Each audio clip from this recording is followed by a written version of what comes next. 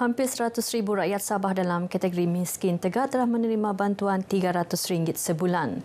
Bantuan di bawah inisiatif khas kerajaan negeri itu bagi memastikan tiada isi rumah tercicir daripada jaringan keselamatan sosial. Tahun ini saja kita bantu rakyat kita yang susah ini, yang termiskin ini. Hampir 100,000 orang. Tiap-tiap bulan kita bagi RM300. Ini tidak pernah berlaku dulu. Beliau berucap pada Majlis Pecah Tanah Pekan Baharu Paginatan di Dewan Terbuka Nunuk Ragang Ranau. Menurut Ketua Menteri, usaha membasmi miskin Tegar memerlukan pendekatan menyeluruh, merangkumi bantuan tunai, kemudahan asas, peluang pekerjaan dan latihan kemahiran. Kerajaan negeri turut bekerjasama dengan agensi persekutuan serta sektor swasta untuk memperluas program pembasmian kemiskinan. Antaranya inisiatif pendapatan rakyat IPR dan projek ekonomi desa, terutamanya di kawasan luar bandar.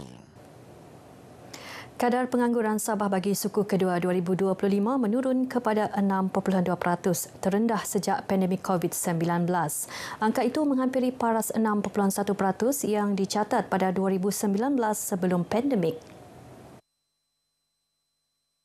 Kadar ini turun daripada 6.7% pada suku pertama dengan bilangan pengangguran berkurang lebih 20,000 orang kepada 120,000 orang berbanding tempoh sama tahun lalu. Demikian menurut kenyataan Menteri Pembangunan Perindustrian dan Keusahawanan Datuk Pung Chin-Ze. Jumlah penduduk bekerja pula meningkat hampir 150,000 dalam tempoh setahun setengah kepada 1.813 juta orang. Pertambahan kedua tertinggi di Malaysia selepas Selangor. Bagaimanapun, Sabah kekal negeri dengan kadar pengangguran tertinggi di negara ini.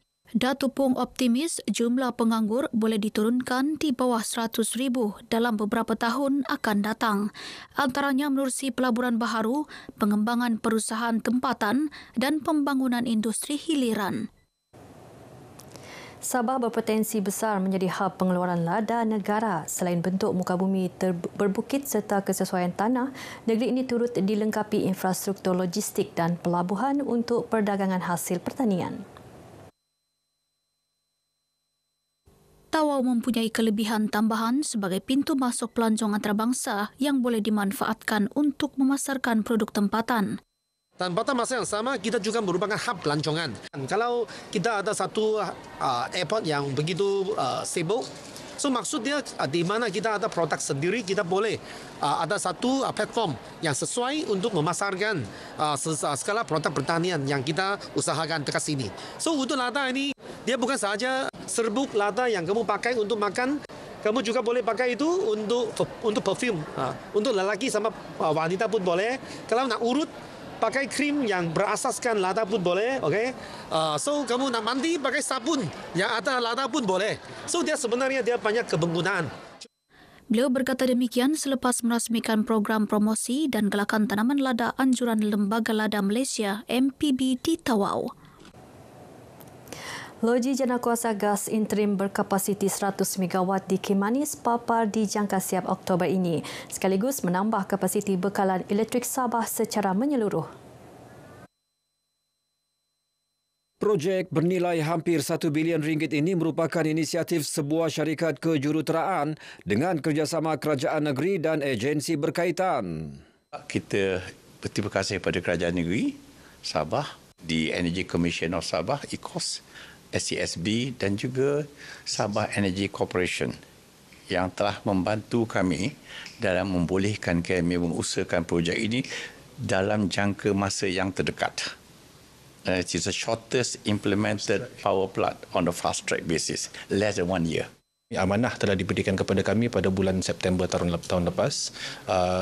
Untuk commissioning dan pelaksanaan projek akan bermula pada bulan Oktober tahun ini.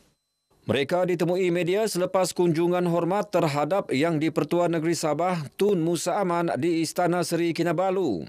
Selain menambah kapasiti grid negeri, projek ini turut membuka peluang pekerjaan kepada kontraktor tempatan dan graduan. Penduduk Paginatan bakal menikmati kemudahan moden, peluang perniagaan dan perumahan mampu milik. Semuanya menerusi pembangunan Pekan Baharu yang dilaksana secara berperingkat.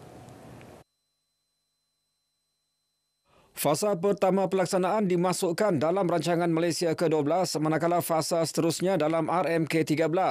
Projek turut melibatkan pembinaan rumah kos rendah berharga RM60,000 seunit.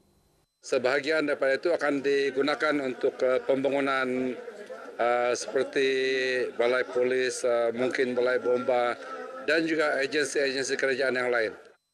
Beliau yang juga Timbalan Ketua Menteri ditemui selepas Majlis Pecah Tanah Pekan Baharu Paginatan di Dewan Terbuka Nunuk Ragang Ranau. Sementara itu, Adun Paginatan Datuk Abidin Madingkir berkata, perancangan projek ini bermula sejak 2018. Selepas semua kita dapat kelulusan dan juga saya bernasib juga kerana apabila kita bincang dengan unit perancang ekonomi, mereka telah memperuntukkan RM1,5 juta pada tahun ini untuk tujuan ini buat ini infrastruktur. Ini termasuklah jalan raya dan juga parit. SPRM Sabah menahan 2 ahli perniagaan kerana mengemukakan tuntutan palsu berjumlah lebih RM3.6 juta. Menurut sumber, lelaki dan wanita berusia lingkungan 50-an itu ditahan 11 pagi semalam ketika hadir di pejabat SPRM Sabah untuk dirakam keterangan. Siasatan awal mendapati 2 tuntutan berkenaan dibuat pada 2022 dan 2023. Tuntutan di bawah program bantuan industri kecil dan sederhana kepada Jabatan Pembangunan Perindustrian dan Penyelidikan. Salah satu tuntutan melibatkan pembekalan mesin ritot dan peralatan usahawan bernilai lebih RM400,000. Manakala satu lagi bagi perkhidmatan pensijilan mesti, MyFood dan Halal bernilai lebih RM3.2 juta. Pengarah SPRM Sabah Datuk S. Karunaniti mengesahkan tangkapan berkenaan. Kedua-dua suspek dibebaskan selepas membayar deposit RM1,000 daripada RM10,000 wang jaminan. Pertuduhan akan dibuat di Mahkamah Seksyen Khas Rasuah Kota Kinabalu esok. Konvoi Kembaran Merdeka Jalur Gemilang 2025 singgah di Kampung Balung Kokos. Rombongan disambut meriah dengan pakaian dan tarian tradisi suku kaum Kokos. Inilah perkara yang cuba ditonjolkan di Kampung Balung Kokos ini oleh masyarakatnya walaupun mereka datang ke Sabah lama dulu. Adun Balung Datu Hamid Awang pula menyatakan sokongan terhadap usaha KMJG memupuk perpaduan rakyat pelbagai kaum melalui semangat kemerdekaan. InsyaAllah mereka akan senantiasa mengambil baik, menyambut baik usaha-usaha yang telah dibuat oleh kerajaan kita pada hari ini untuk meningkatkan perpaduan, kesatuan di kalangan masyarakat kita yang berbilang bangsa dan agama ini. KMJG hari ke-10 diteruskan ke Kunak dan Sempurna. Buka peluang kepada pelajar dari Semenanjung mengenali adat, seni dan gaya hidup masyarakat Sabah secara dekat antara manfaat program Kembara Mobiliti Ilmu dan Budaya Sabah Onsoi.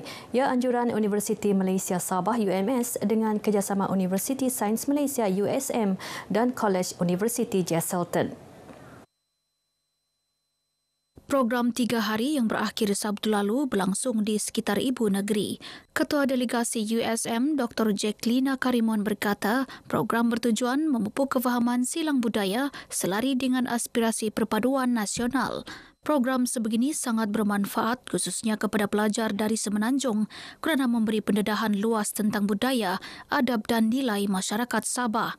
Antara aktiviti termasuk diskusi sejarah dan kesusasteraan, promosi pengajian jarak jauh, lawatan ke muzium serta kunjungan ke Mari-Mari Culture Village bagi mengenali 5 suku utama Borneo. Kemuncak program penginapan bersama keluarga angkat di Kampung Kebuni Inanam. Para peserta berpeluang mempelajari masakan tradisi seperti nasi linopot selain beribadah bersama komuniti setempat. Paparan itu mengakhiri Berita Pagi Sabah kali ini, menyusul selepas ini Berita Pagi Sarawak bersama-sama Bumawin di Kuching. Malaysia Madani, rakyat disantuni.